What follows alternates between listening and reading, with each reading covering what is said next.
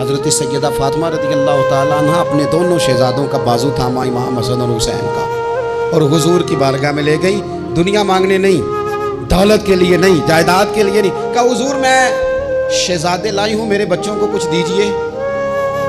تو حضور فرمانے لگے فاطمہ حسن کو میں نے اپنی ہیبت اور سرداری دی، اور فرمایا حسین کو میں نے اپنی جرت اور سخاوت دی، دے دی میں نے دونوں چیزیں۔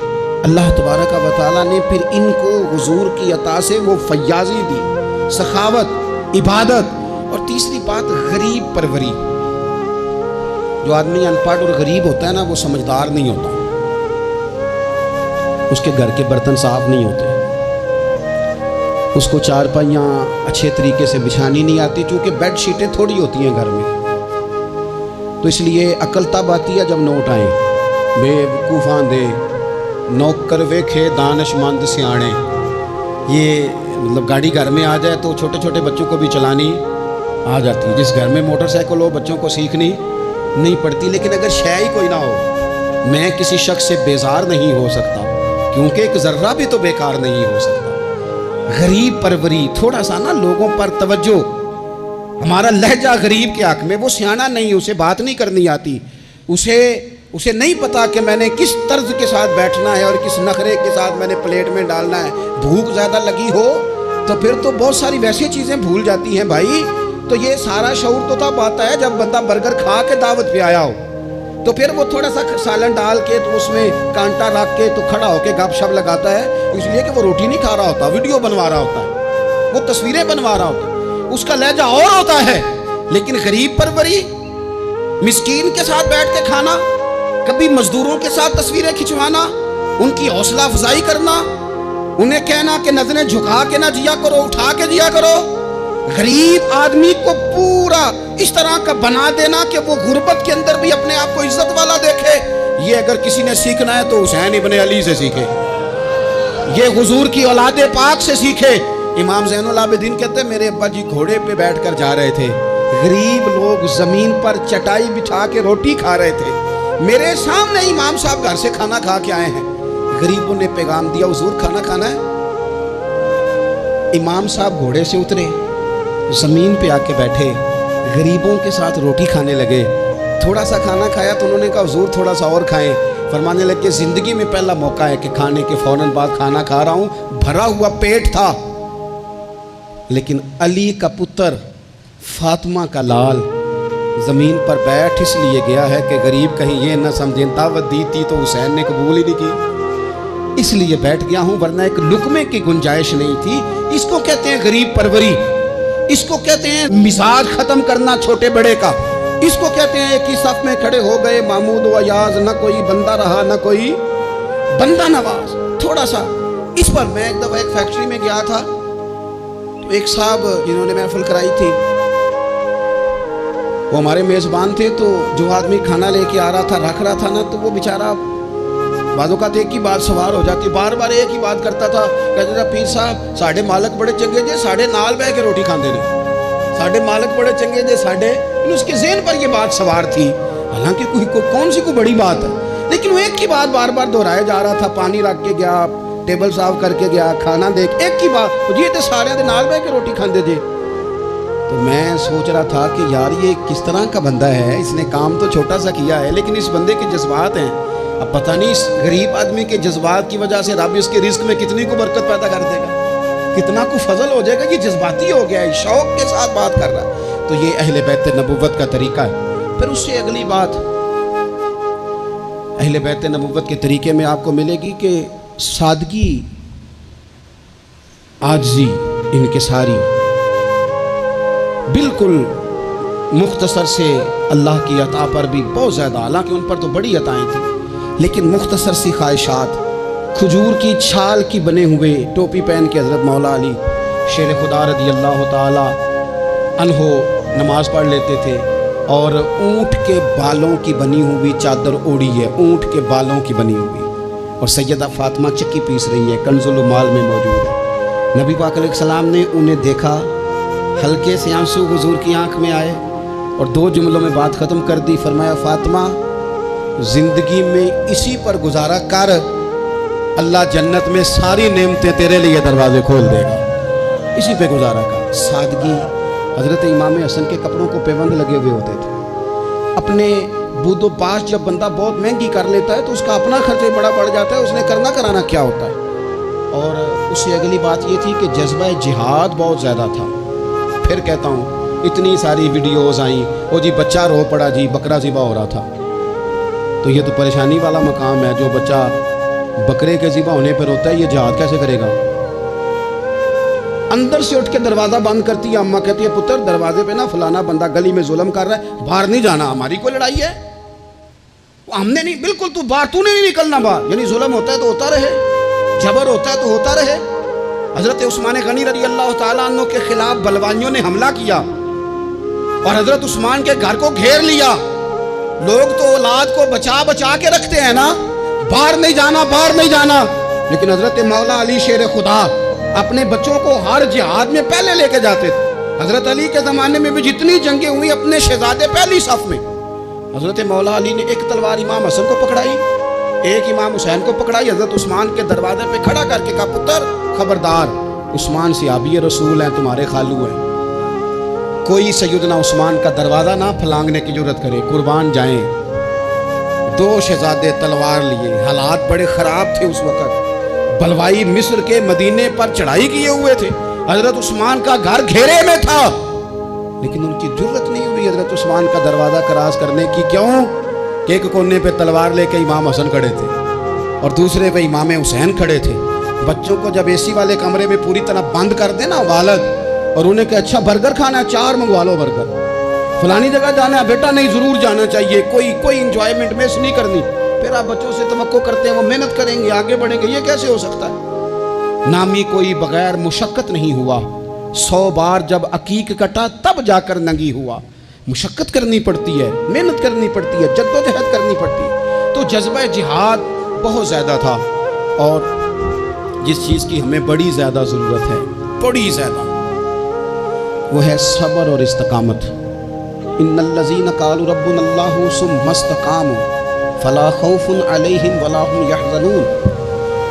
رب فرماتے ہیں جن لوگوں نے کہا اللہ ہمارا رب ہے, پھر وہ ڈٹ گئے, انہیں نہ کوئی خوف ہوگا نہ وہ غمگین ہوں گے. ہمارے پاس سارا کچھ ہے, صبر اور استقامت نہیں. ایک پورا دن نہیں بھوکے گزار سکتے ہم لوگ. ایک ذرا سی ٹینشن آتی ہے, ایک ٹینشن تو لوگوں کو میں نے دیکھا ہے کہ زندگی کی ساری خوشیاں داؤ پہ لگا دیتے ہیں. ہمیں بالکل صبر کرنا نہیں آتا.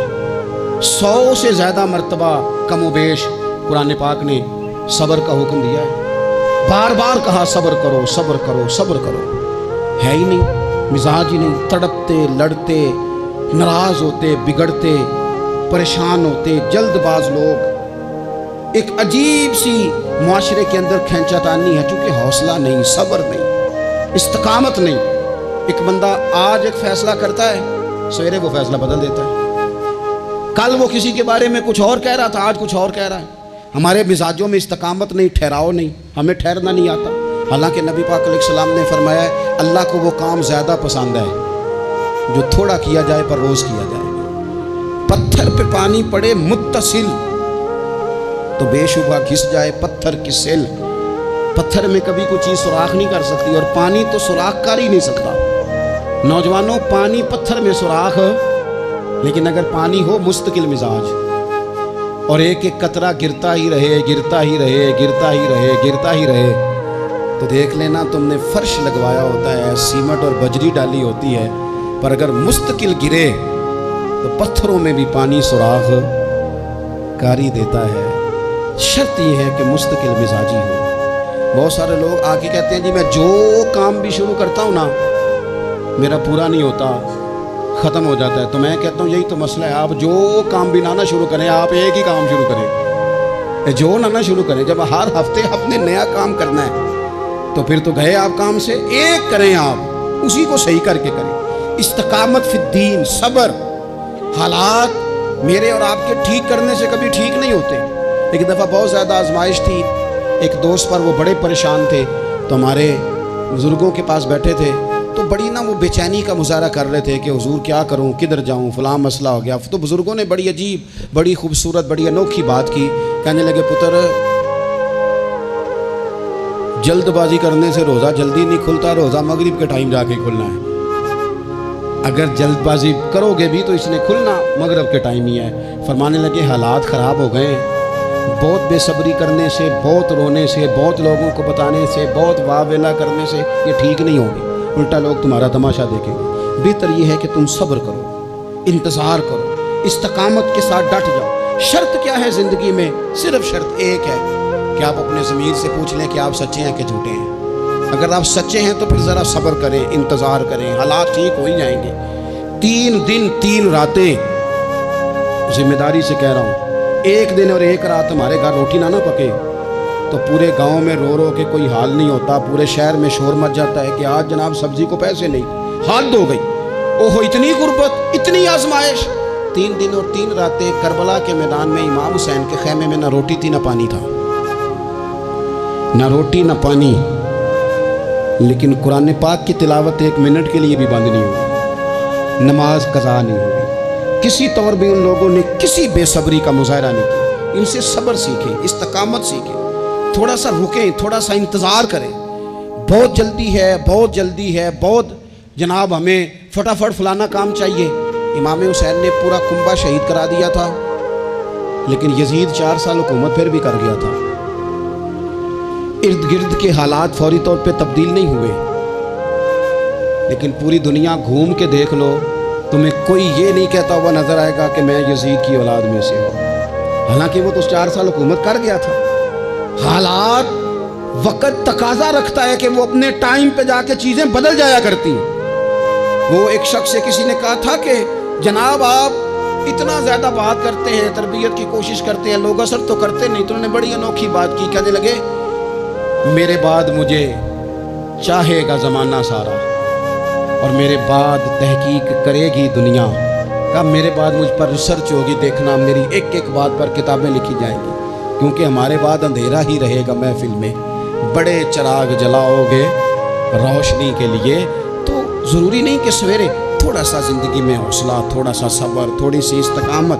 لیکن شرط یہ ہے کہ آپ سچے ہوں اور مسلسل سفر کر رہے ہوں. آپ رک نہ جائیں، بیٹھ نہ جائیں، سپیڈ بریکر دیکھ کے ٹھہر نہ جائیں. مسلسل چلتے رہیں، کوشش کرتے رہیں، انتظار کرتے رہیں. ایک وقت آئے گا کہ حالات اور رخ اختیار کر جائیں گے. آخر میں پھر ایک بات کرتا ہوں، کوئی سازش نہ کرے، آپ کسی سازش پر توجہ نہ دیں.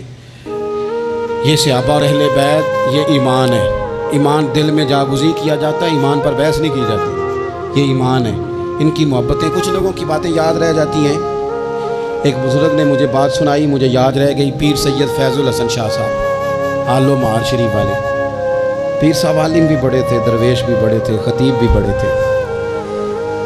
وہ ایک دن نا صحابہ اور اہل بیت کا پیار بیان کر رہے تھے. سید تھے تو مرید ہیں وہ سلسلہ نقشبندیہ سے، چورا شریف کے ساتھ ان کا نسبت کا رشتہ ہے. تو نقشبندی اپنا سلسلہ طریقت حضرت صدیق اکبر رضی اللہ تعالیٰ عنہ سے بیان کرتے ہیں. تو شاہ صاحب بڑی تقریر کر کے نا صحابہ اور اہل بیت کی آپس کی بڑی محبت بیان کر کے، رحماء بینہم پر بڑی تقریر کر کے، کیونکہ ان کو بات کرنی آتی تھی تو جوش جذبات میں تڑپ گئے. کہنے لگے سنو بھائی، یہ تو دلائل تھے، اب میں اپنی بات کرتا ہوں. کہنے لگے میں سید ہوں، میں پیر ہوں، میرا باپ سید، دادا سید، نانا سید. فرمانے لگے میں فاطمہ کا جگر پارا ہوں، علی کا بیٹا ہوں، پر میں مرید ابو بکر صدیق کا ہوں، میں مرید سیدنا صدیق اکبر کا ہوں. وہ 100 باتوں پہ ایک بات ہی ساری بدل گئی، رنگ ہی تبدیل ہو گیا، نظریات ہی اور ہو گئے، لوگ کسی اور سوچ میں چلے گئے. کہنے لگے دیکھو یہ بھی میرا ضرب دیکھو. اور فرمانے لگے میں نے یہ سیکھا ہے حضرت علی سے. انہوں نے حضرت ابو بکر صدیق کے مشیر بھی رہے، معاون بھی رہے، اور جناب صدیق اکبر کے پیچھے نمازیں بھی پڑھتے رہے. انہیں اپنا مقتدا اور پیشوا تسلیم کرتے رہے. اس لیے یہ تو ہمیں خود سے یہ صرف شرارت کی جاتی ہے، لوگوں کے دلوں کو بے یقین کرو تاکہ وہ اپنے بزرگوں سے فیض نہ پا سکے. ہم نے صحابہ سے بھی فیض لینا ہے اور اہل بیت نبوت سے بھی فیض لینا ہے.